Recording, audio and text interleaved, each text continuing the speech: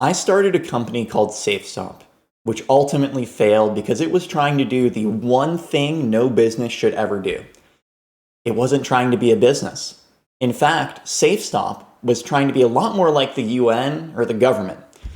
Now let me explain some of my mistakes and hopefully you can take away a few lessons from this video. So when I graduated from college and I worked for a couple years in software, I finally got the courage to start my own company. And I wanted to do something different. This wasn't going to be like those other companies. It was going to address a really pressing social issue. It wasn't just going to be an empty scroller that detracted from people's lives. This was going to change the world.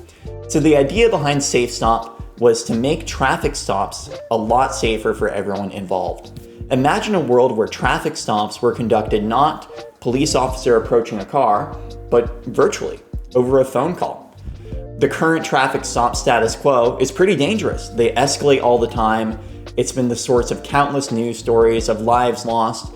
And from both sides of the aisle, the community and law enforcement, they're really, really uncomfortable.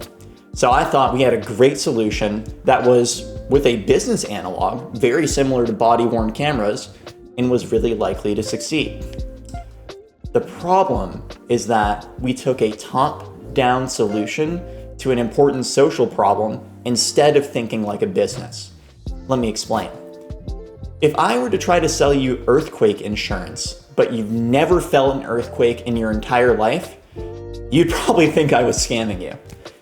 Similarly, many people don't really experience traffic stops, and it's not a big part of their day-to-day. So while it was an important social issue that I'm still passionate about, it didn't really make sense for them to download an app in advance. It just wasn't top of mind, and it didn't seem like something that would deliver them a lot of value.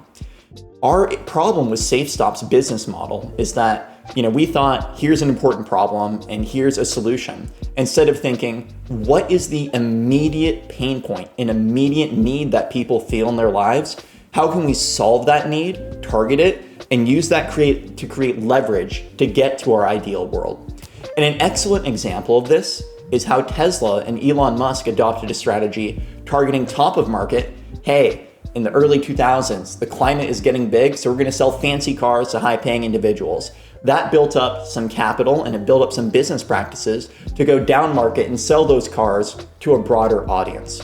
Body-worn cameras were similar in that they had to get much smaller buy-in, so they were able to have a business plan that was a lot more sensible instead of thinking everyone in a county needs SafeStop on their phone.